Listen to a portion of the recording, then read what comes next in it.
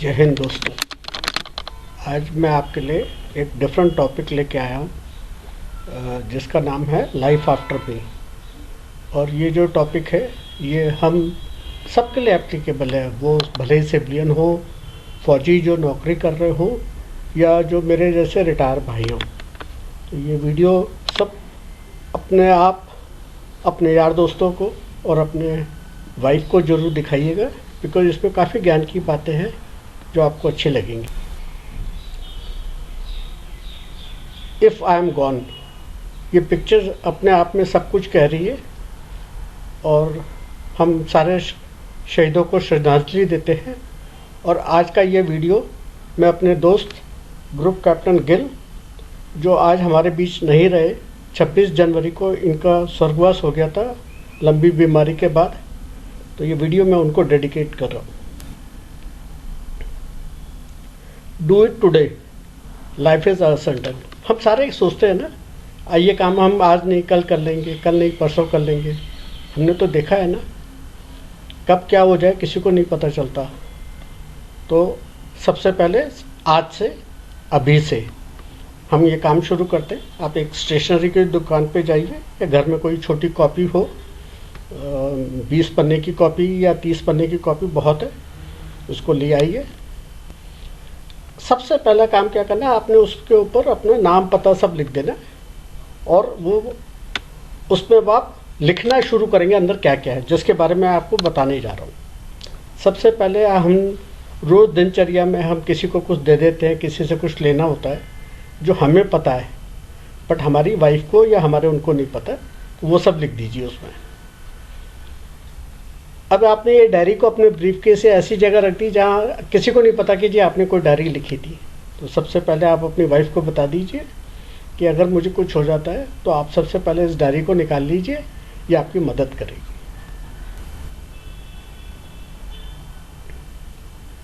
सबसे पहला सबसा काम, हमारी विल बनानी बहुत ज़रूरी है। और विल का जिसको फॉर्मेट चाहिए वो मुझे ईमेल कर दे, मैं उनको ईमेल पे एक ड्राफ्ट फॉर्मेट भेज दूंगा। अदरवाइज विल में कोई ज़्यादा काम नहीं है। आप अपने सारे एसेट्स, मूवेबल और नॉन मूवेबल, उनको आप पेन डाउन कर दीजिए, और किसको कितना परसेंटेज शेयर जाएगा वो आप उसमें लिख सकते हैं। और ये जो विल है 2 विटनेस से साइन करा के, और आप इसको एक लॉकर में रख सकते हैं, या सील्ड एनवेलप में 2 विटनेस से साइन करा के अपने घर में रख सकते हैं। और बता दीजिएगा एनओके को कि मैंने विल कहाँ रखी है। हमारे पास में जितनी ज़मीन जायदाद या जो भी पुश्तैनी है, सारा एसेट्स को हम लिखेंगे। अब हमारे पास आज की डेट में हम, क्योंकि इतनी जगह ट्रांसफ़र होके जा चुके हैं, हमारे कई बैंक अकाउंट हो गए, तो जिन जिन बैंक अकाउंट में हमारा खाता है उन सब में हमारे अपने अकाउंट डिटेल को लिख दीजिए। पीएनबी में मेरा ये अकाउंट है, एसबीआई में मेरा ये अकाउंट है, आईसीआईसीआई में मेरा ये अकाउंट है, अकाउंट नंबर और ब्रांच और कौन सी जगह पे है। इसके बाद नेक्स्ट काम क्या करना है, हमारी सारी इन्वेस्टमेंट वो कहाँ कहाँ है, उन सबको क्या मैच्योरिटी पीरियड है, क्या है, वो सारा उसमें एंटर कर दीजिए।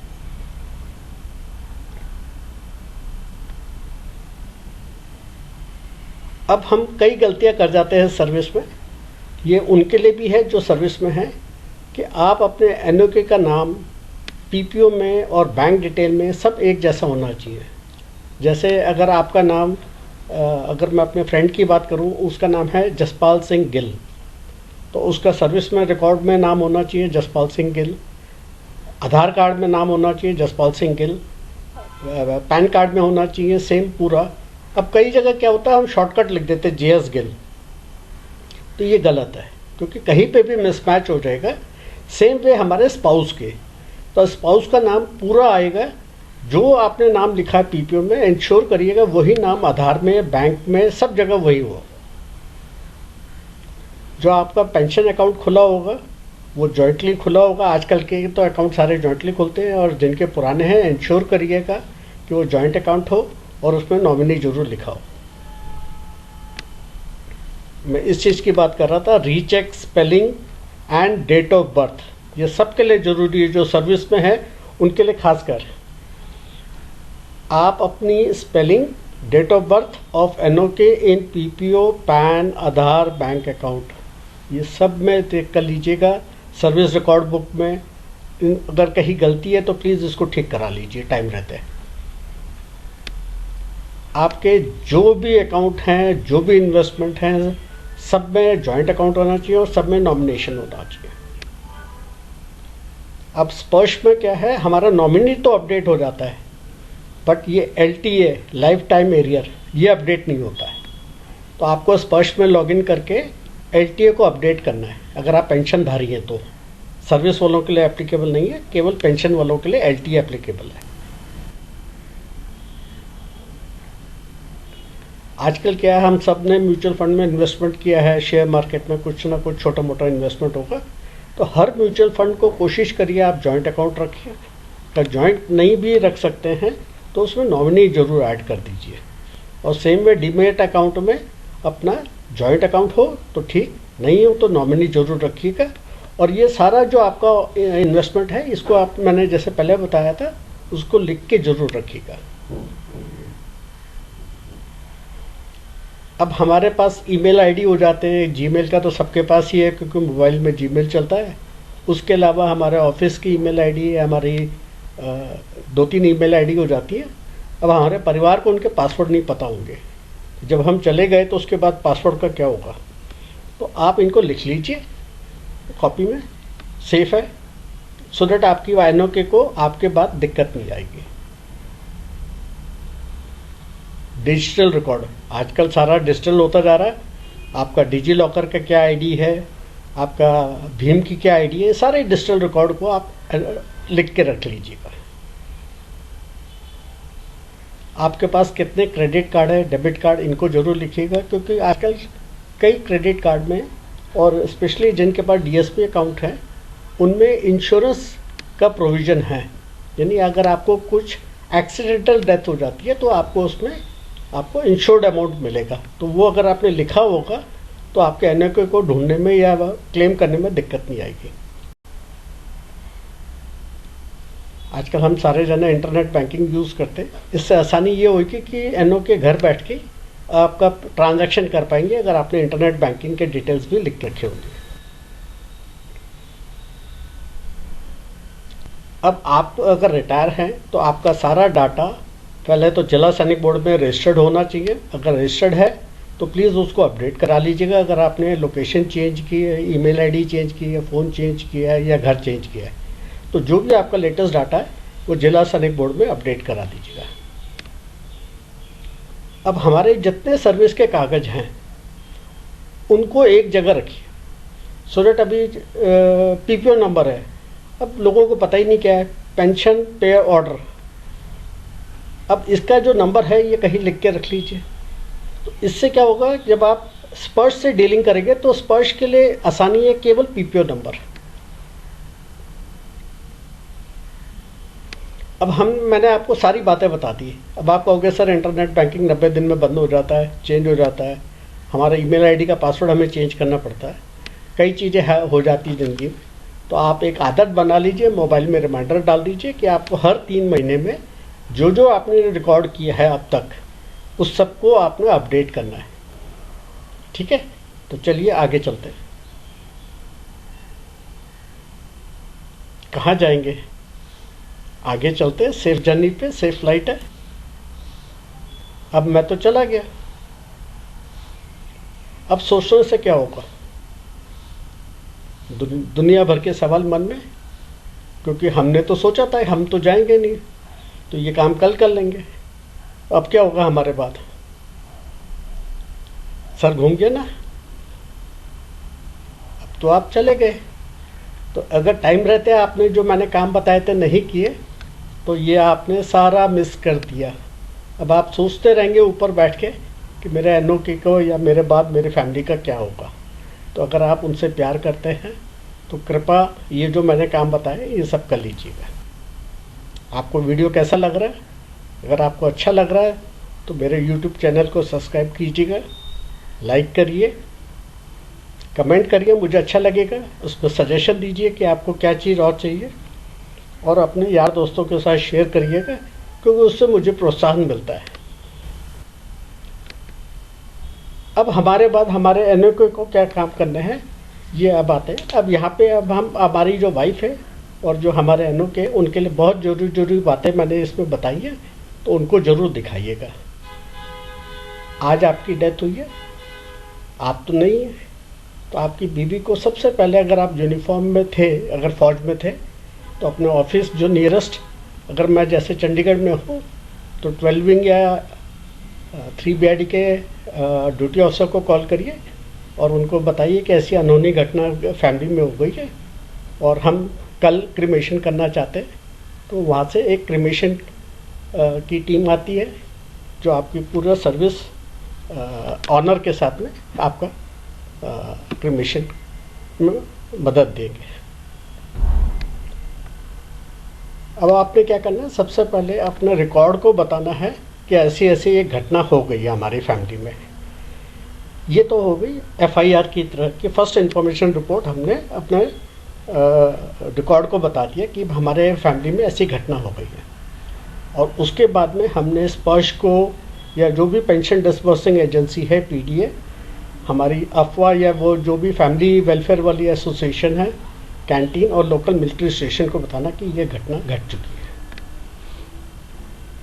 अब आपने क्या करना है, क्रिमेशन ग्राउंड में आजकल पर्ची सिस्टम है, वहाँ से आकर के डाटा पूरा डालिएगा। अब यहाँ पे याद रखिएगा, जो दिवंगत व्यक्ति है, ये सारे पर्टिकुलर्स आपने पूरे देने हैं, वही जो उनके पैन में थे, क्योंकि उसी बेसिस पे आपका डेथ सर्टिफिकेट बनेगा। तो डेथ सर्टिफिकेट में वही नाम लिखिएगा जो उनके रिकॉर्ड में था। और डेथ सर्टिफिकेट की सफिशिएंट कॉपियाँ ले लीजिएगा, करीब 5 से 10 ओरिजिनल कॉपी ले लीजिएगा। आजकल सारा म्यूनिसिपैलिटी की वेबसाइट पे ऑनलाइन अवेलेबल है। अब आपने क्या करना है, जब आपका 10-15 दिन या 20 दिन हो जाए, अब आप वो कॉपी खोल लीजिए जो आपके दिवंगत आत्मा ने आपको बताई थी। अब आप उस कॉपी को खोल के उसका एक्शन शुरू कर दीजिएगा। सबसे पहला काम क्या करना है, आपने जो सील बिल आपको बताई गई थी कहाँ रखी है, उस सील बिल को सारे फैमिली मेम्बर्स के साथ बैठेंगे और उस बिल को आप पढ़ेंगे, सो दैट सारे फैमिली मेम्बर्स को पता चल जाएगा कि बिल में क्या लिखा हुआ।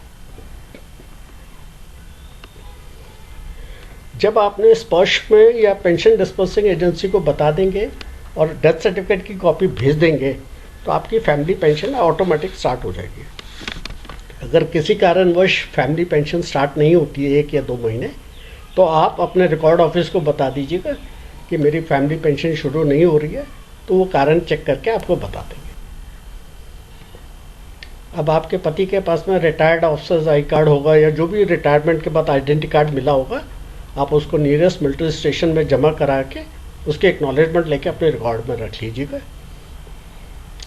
जैसे मैंने पहले बताया था, ये है directorate of Indian army veteran, directorate of naval veteran and directorate of air force veteran में। अब आपने कैजुअलिटी के बारे में आप बता ही चुके हैं, उसके बेसिस पे आपको कई ग्रांट्स और कई असिस्टेंस मिलेंगे।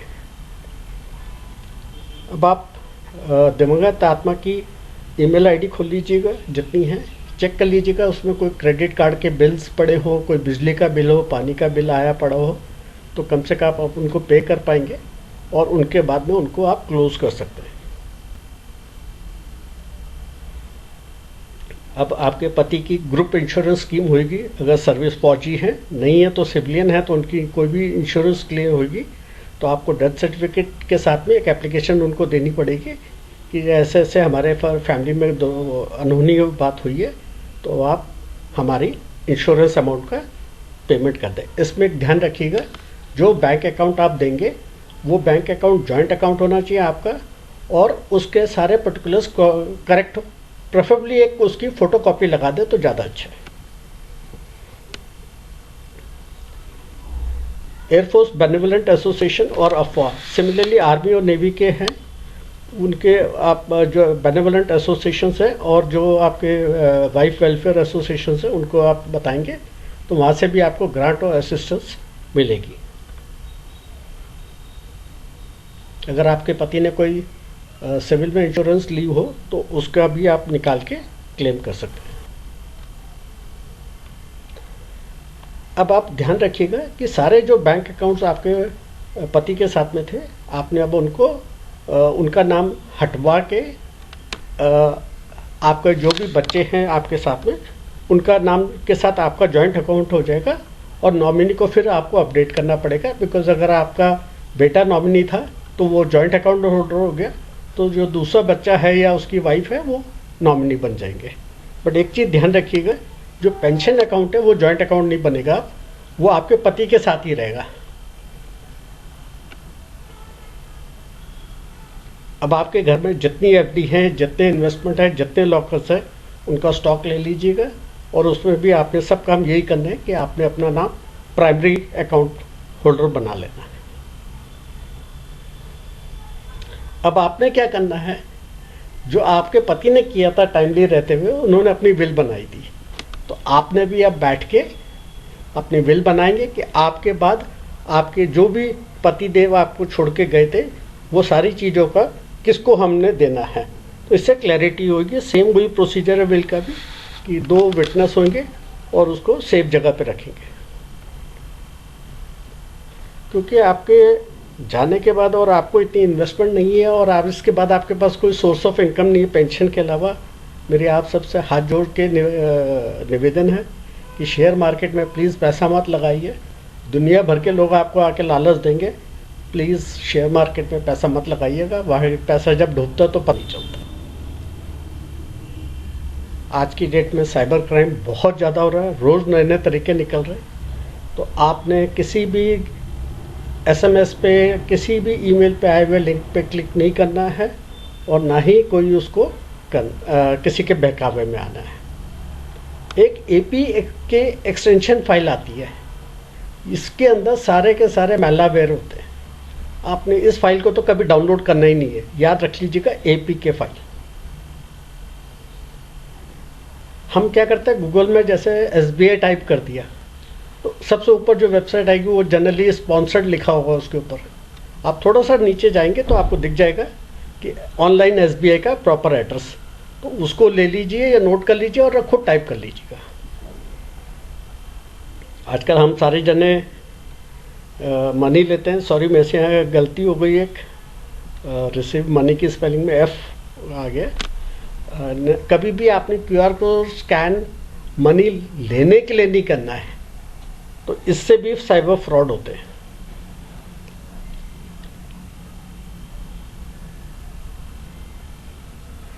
कभी भी मोबाइल नंबर से ही न आप पैसा भेजें और बी सेफ।